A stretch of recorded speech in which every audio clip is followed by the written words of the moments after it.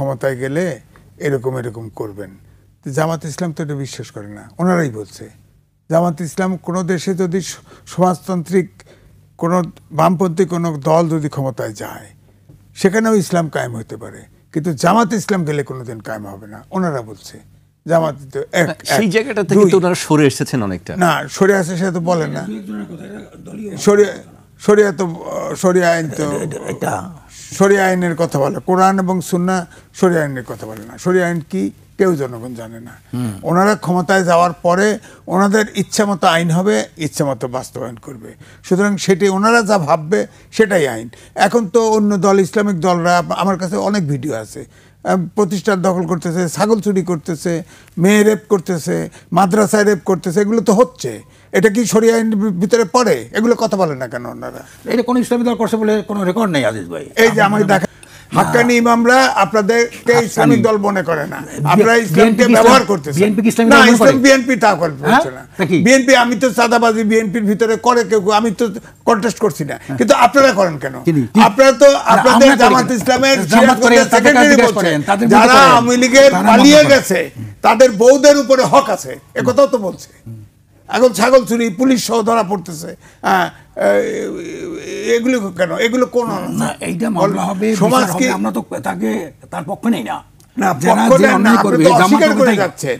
আমার কাছে তো ভিডিও আছে, এখন ভিডিও তো অনেকে অনেক বানাইতে পারে ভাই, ভিডিও তো অনেকে পারবে না, আপনাকে দেখাচ্ছি, আপনাকে দিব, সবগুলো দেব, দিয়ে দেন সবগুলো, কমপক্ষে 50টা দেব আপনাকে, 50টা দেব। এবং ইমাম সাহেবদের বক্তব্য, আপনার আমিরের বক্তব্য আমি দিয়ে দেব। আমিরের কোনো বক্তব্য নাই, আমির কোনো না, তাহলে নায়েবে আমির হবে। যাই হোক, নায়েবে আমির, আমি দুইজন তো ভিন্ন জিনিস। করিম সাহেবকে, হ্যাঁ, ফজল করিম সাহেব, ফজল করিম সাহেবকে ওনার ভিডিও আছে, উনি বলছে নিজে, ওনার ভিডিও আছে। উনি তো, আমরা তো এইগুলো এখন তাহলে বলেন যে ইসলাম, আমরা ইসলাম না জামাত ইসলাম, আমরা যারা বলি, শোনেন, জামাত ইসলামী তার আকীদা দর্শন আলাদা, আমাদের আলাদা। আমরা তার সাথে কোনো জোট করি নাই, আমরা করছি নির্বাচনী সমঝোতা। যেখানে জামাতের ভালো যোগ্য প্রার্থী আছে, ভালো প্রার্থী সৎযোগ্য, আমরা সেখানে ভোট দেবো। আমাদের যেখানে সৎযোগ্য আছে সেখানে জামাত ভোট দেবে। এভাবে আমরা নির্বাচনী সমঝোতা করছি। এবং এটার মধ্যে আর কোনো ফেসিস্ট, আর কোনো খুনি, চাঁদাবাজি, দখলবাজি ঢুকতে না পারে জনপ্রতিনিধির নামে। সেটি ঠিক আছে, আমি শেষ করি। সরকার পরিচালনার ক্ষেত্রে আমরা শুধু প্রথম এই জনপ্রতিনিধির মধ্যে সততা, ন্যায্যতা, জবাবদিহিতা আনার জন্যে আমরা কিন্তু এই নির্বাচনী সমঝোতাটা করেছি। এখানে যদি কেউ অন্যায় করে, অবশ্যই মক্কায় তো চোর আছে, কিন্তু তার শাস্তি তো আছে। আজকে বাংলাদেশে 18 জনকে শিরশ্চাদ করেছে, দেখছেন না, একটা ইস্যু আছে। তো এখনের জন্যে আমরা যেটা মনে করি যে আমরা এই জনগণের যে প্রতিনিধিত্ব, এটি শুধু পার্লামেন্টের মধ্যে সীমাবদ্ধ রাখবো না, কোনো লেভেলে যাতে চাঁদাবাজ ঢুকতে না পারে। আমরা মনে করেন যে দল আপনার এমপি নমিনেশন পাবে, অন্য দল সেখানে উপজেলা চেয়ারম্যান হবে, তারপরে ইউনিয়নের মধ্যে 10টা চেয়ারম্যান থাকলে 5টা আমরা ভাগ করবো, মেম্বার পর্যন্ত কোনো জনপ্রতিনিধির নামে পার্লামেন্ট থেকে শুরু করে ইউনিয়নের মেম্বার পর্যন্ত আর ঢুকতে না পারে। এই ধরনের আমরা একটা নির্বাচনী সমঝোতা, যাতে এই গোষ্ঠী আর ঢুকতে না পারে, খাই রাজনীতি করতে না পারে। জি, প্রশ্ন একটি ছিল যেটা আজিজ ভাই, যে ক্ষমতায় না গিয়েও অনেকে ক্ষমতার দাপট দেখাচ্ছেন এবং প্রশাসনিক কু করার চেষ্টা করছে তো। জি, বলতেছে বিএনপি অভিযোগ করতেছে, ওনাদের ব্যাপারে অভিযোগ নাই, ওনাদের ব্যাপারে অভিযোগটা হচ্ছে জামাতের সাথে সরকারে গেলে, ওনারা বললো না আমরা নির্বাচনে গেলে, ইসলামিক দল নির্বাচনে গেলে তারা সরকারে এই করবে। তো জামাত ইসলাম তো ওই যে ব্যারিস্টার আছে তো, ওই যে কি আপনার শিশির মনির, এই ওমর, এই ইচ্ছা, এই একজন এমপি ছিল, আমরা তো এমপি, একজন এমপি, তারা আমরা বহিষ্কার করছি। ওই যে আপনার গোলাম সরের হেরু, ম্যান অফ পাথরঘাটা, 96 সালে এমপি ছিল আমাদের, আমরা তাকে বহিষ্কার করে দিলাম। কেন? ওই যে আসম আব্দুর রব একজন মন্ত্রী হয়েছিল, আনোয়ার মন্ত্রী হয়েছিল একজন নিয়া, ওরাও অফার দিল, তুমি আমাদের এখানে বসো, আমাদের সাইডে বসো, আমরা তোকে মন্ত্রী বানাবো। আমরা বারবার বললাম যে তুমি কিন্তু বিরোধী দলের এমপি, তুমি বিরোধী দলের, কিন্তু ও যাইয়া গুরু করিয়ে দিয়ে ওই সরকারি দলের ওইখানে বসে। এইটা তখন আমরা দেখলাম, দেখার পরে আমরা তখন দরখাস্ত তাকে দল থেকে তাকে বহিষ্কার করে দিলাম। একজন এমপি, তাকে আমরা বহিষ্কার করলাম। আমরা মন্ত্রী এমপি রাজনীতি করি না, আমরা ইসলাম দেশ মানবতার জন্য রাজনীতি করি। কারণ এই জিনিসটা বোঝা দরকার। কিন্তু এই শব্দ হইলেই কিন্তু হয়ে গেল শিশির মণি যা বলবে তাই হয়ে যাবে, তা তো না। যেই বলবে তাকেই জবাবদিহি করতে হবে, সঠিক জবাবদিহি করতে না পারলে তার স্থান এই 8 দলীয় জোটে হবে না। পরিষ্কার জি। কথা। আজিজ ভাইয়ের কাছে আসতে চাই। বিএনপির ভারপ্রাপ্ত চেয়ারম্যান তারেক রহমানের দেশে ফেরার বিষয়ে সরকারের পক্ষ থেকে প্রতিদিনই বক্তব্য দেওয়া হচ্ছে। আইন উপদেষ্টা বলেছেন আইনগত কোনো বাধা নেই। আজকে পররাষ্ট্র উপদেষ্টা কথা বলেছেন, স্বরাষ্ট্র উপদেষ্টা কথা বলেছেন। তারেক রহমানকে প্রয়োজনে বিশেষ নিরাপত্তা দেওয়া হবে, স্বরাষ্ট্র উপদেষ্টা বলেছেন। আজকেই পররাষ্ট্র উপদেষ্টা বলেছেন তারেক রহমান এখনও ট্রাভেল পাস চাননি, চাইলেই দেওয়া হবে। এ বিষয়ে আজিজ ভাই বক্তব্য জানতে চাই, আসলে এই বিতর্কটা কবে অবসান হতে ভারপ্রাপ্ত পারে? চেয়ারম্যান তারেক রহমান আগেও দেশে ফিরে আসতে চেয়েছে। আমরা দেখেছি তার বাসা, তার গাড়ি, তার সব কিছু রেডি হচ্ছিল। হঠাৎ করে তিনি যেটা একটা ফেসবুকে স্ট্যাটাস দিলেন, তাতে নানান রকম ধোঁয়াশা শুরু হয়েছে। ট্রাভেল পাস আর পাসপোর্ট এক জিনিস না। ট্রাভেল পাস একটি, উনি ওখানে রাজনৈতিক আশ্রয়ে আছে। তিনি কিন্তু ব্রিটিশ নাগরিক নন, তিনি রাজনৈতিক আশ্রয়ে আছেন। যে দেশের নাগরিক অন্য দেশে রাজনৈতিক আশ্রয় নেয়, সেই দেশ তাকে অ্যালাউ না করলে তাহলে সেই দেশে আর তার নিজের দেশে সে ফিরতে পারে না। তা এখন ট্রাভেল পাস দিবে। ট্রাভেল পাসটা কয় দিনের? 7 দিন, 3 দিন, তার মাকে দেখার জন্যে। তিনি তো রাজনীতি করেন, তার তো অফুরন্ত সময় দরকার, তাই না, রাজনৈতিক দল লিড করতে। এটা তো পরিষ্কার না। 1, 2 নম্বর হচ্ছে একটা ধোঁয়াশার মতো আছে দলের যে অ্যাক্টিভিটিস। আপনার আমেরিকার যে আমাদের এক্সপোর্টের উপরে কর বসাচ্ছিল, সেটা নেগোশিয়েট করতে গিয়ে গোপন চুক্তি করে আসছে, আনডিসক্লোজ এগ্রিমেন্ট। ওটাতে কি আছে? ওটাতে তো আমরা জানি না। একটা অন্তর্বর্তীকালীন সরকার কি করে আপনার গোপন চুক্তি করে, এটার ব্যাপারে তো কোনো রাজনৈতিক দল ওইভাবে নরম ওই যে কুসুম বিরোধিতা করেছে। কিন্তু কি করে সম্ভব বলেন? আমি যদি বলি নাগরিক হিসাবে, 2টা পোর্ট দিয়ে ফেলছে, খেয়াল করেন, মানবিক করিডোর দিয়ে ফেলবে।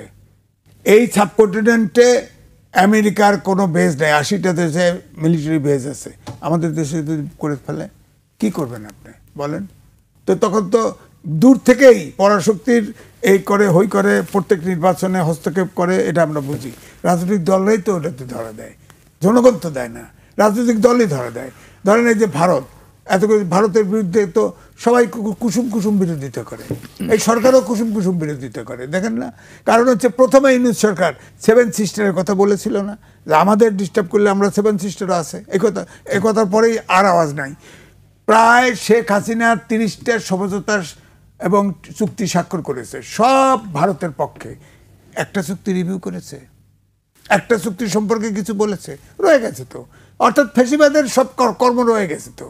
পার্টি আপনার ক্ষমতা দখল করবে, আপনি তার অ্যাক্টিভিটিস বন্ধ করে রাখছেন, কিন্তু তার যে কাজ সবগুলো বহাল রয়েছে, সব এগ্রিমেন্ট বহাল রয়েছে, সব এগ্রিমেন্ট কার্যকর। আপনার আদানির সাথে আমাদের খরচের 3 গুণ খরচ দিয়া আদানির সাথে এগ্রিমেন্ট, আদানি আসছে তো, বলে যে লস হয়, ইলেকট্রিসিটি লস হয়। এখন আমি এইটাই বলবো যে এখন যে গোপন চুক্তি হয়েছে, বা ইউনুস তো বিদেশি নাগরিক, তার সরকারের ভিতরে অনেক বিদেশি নাগরিক দেয় সেই রাষ্ট্রের প্রতি আনুগত্য। তো এখন আমি তো এইটাই বলছি যে এইটাতে যদি এখন ধরেন একবার 1/11-এর সময় শুরু হয়েছিল না -2 ফর্মুলা, এটা তো ফিসফিস হয় যে আমরা অলরেডি -2-র ভিতরে ঢুকতেছি কিনা। তারেক রহমান ধরেন 1 তো মাইনাস, আবার -4-এর কথাও শোনা যায়। -4-এর ব্যাখ্যা ভিন্ন। -1টা হচ্ছে ধরেন শেখ হাসিনা পালাই গেছে, হ্যাঁ, এটা ধরেন যদি স্টিক করে -1 হয়ে গেছে। এখন ধরেন দেশনেত্রী বেগম জিয়া, তিনি এমনভাবে অসুস্থ, তিনি শারীরিকভাবে এত বড় পার্টি আর সুস্থ হলেও চালাতে পারবেন না। এখন তারেক রহমান মাইনাস করে দিলে -2 হয়ে যায়, -4 আর লাগে না তো, -4 হয়ে গেল। তো সুতরাং এটাও যে ওয়ার্ক করতেছে না কেমন করে বুঝবেন? কারণ এখানে তো আমেরিকান যে নাগরিক, তারাই তো প্রভাবশালী এই সরকারে। আপনি খেয়াল করেন, আমেরিকাই তো -2 করতে চেষ্টা করেছে, আবার ভারত তার সহযোগিতা করে নাই, যেহেতু আওয়ামী লীগ তার বন্ধু। তো এই জন্য আমি বলছি, এবারে তো ভারত এবং আমেরিকা তাদের সাথে সামরিক চুক্তি কিন্তু আবার নবায়ন হয়েছে, মনে রাখবেন কথাটা।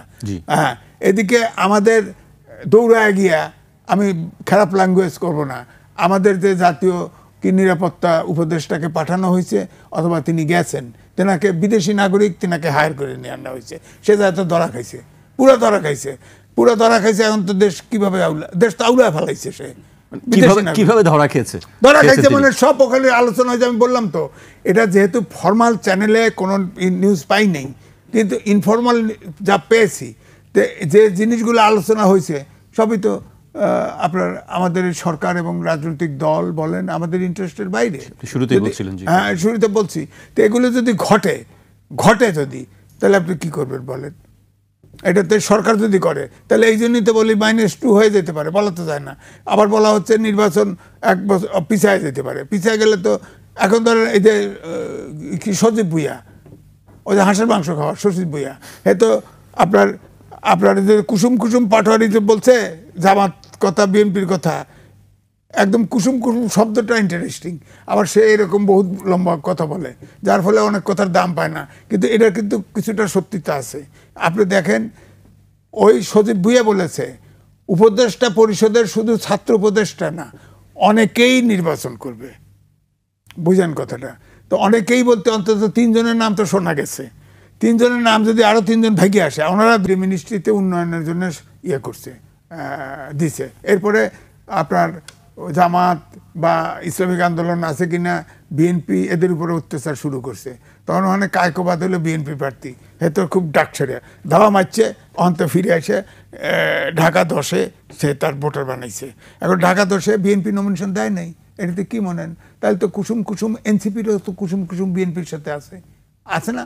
সজীব ভুইয়াকেও বাই হায়ার করা, তাহলে উনি যে করলো জামাতের সাথে কুসুম, হ্যাঁ বিএনপির সঙ্গে আপনার কথা হলো যে বিএনপির সঙ্গেও বিএনপির সাথে কুসুম এনসিপিরই আছে। এনসিপি বলতেছে যে কুসুম অমুকের সাথে আছে। আরে কুসুম তো এনসিপির সাথেও বিএনপির আছে, এইটাই প্রমাণ।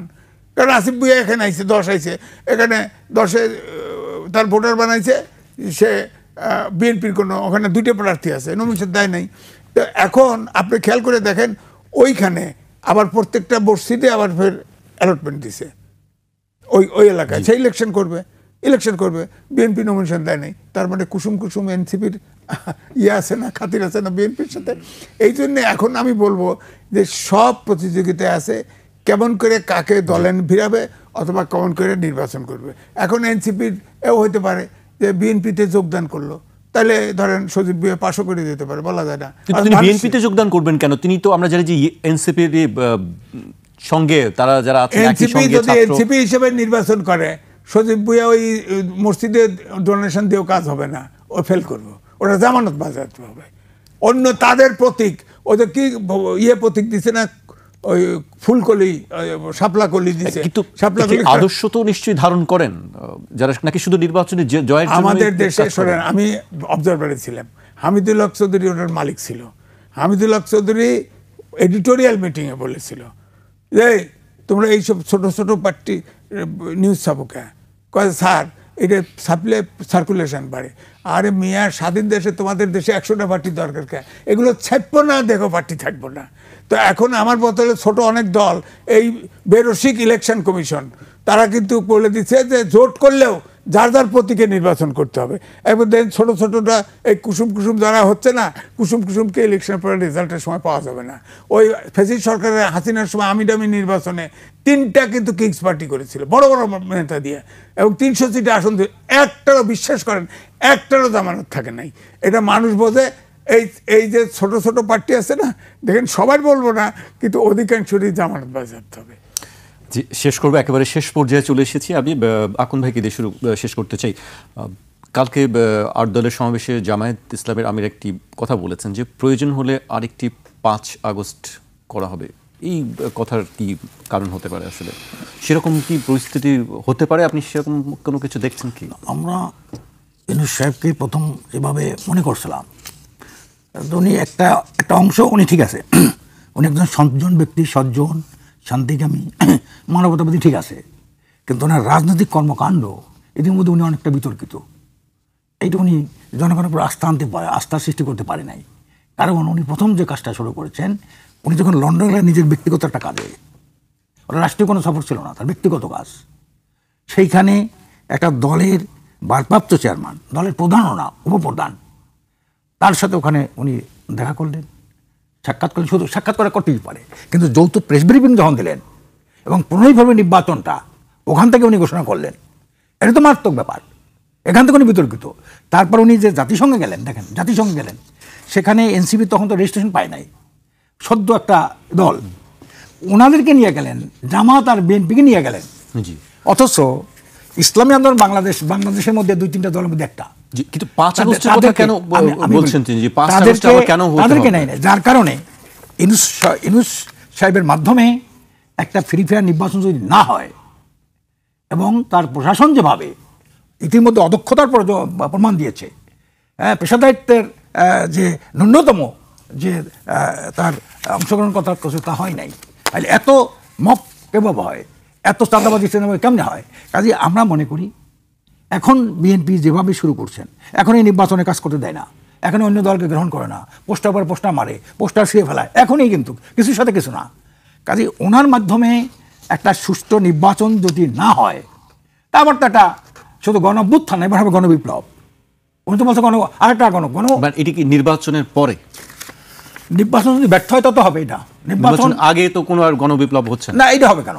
এইটা তো আমরা দেখবো, এটা আনছি। কিন্তু উনি যদি লেভেল প্লেইং ফিল্ড তৈরি করতে না পারে এবং দুর্নীতিবাদ সন্ত্রাসীদের, আপনি বলছেন লেভেল প্লেইং ফিল্ড তৈরি করতে না পারলে, নির্বাচন সুষ্ঠু না হলে, কিন্তু সেটি তো আপনি আগেই বুঝতে পারবেন যে আসলে যেমন আপনি বলছেন যে আসলে নিরপেক্ষভাবে কাজ করছে না, পোস্টার মেরে ফেলছে, হত্যার ঘটনা ঘটছে, তাহলে আপনি কেন নির্বাচন করবেন না? তারপরে হলো আমরা বলছি যে গণভোটটা আগে দেন, ওই গণভোটের ভিত্তিতে তো জাতীয় নির্বাচনটা হবে। ওনারা বলেন কি বিএনপির কথা মতো, বিএনপির সাজেশনে আজকে একই দিনে, দুনিয়ার কোনো ইতিহাসে আছে কিনা যে একই দিনে গণভোট এবং জাতীয় নির্বাচন একই দিনে হয়? নাই তো। কারণ উনি প্রধান ইলেকশন কমিশন একটা নির্দিষ্ট এই কটা ভোট হবে এত ভোটারের জন্য, একটা ভোটার এত মিনিট সময় লাগবে একটা ভোট দেওয়ার জন্য, এর মধ্যে আরেকটা ব্যালট, আরেকটা বুথ,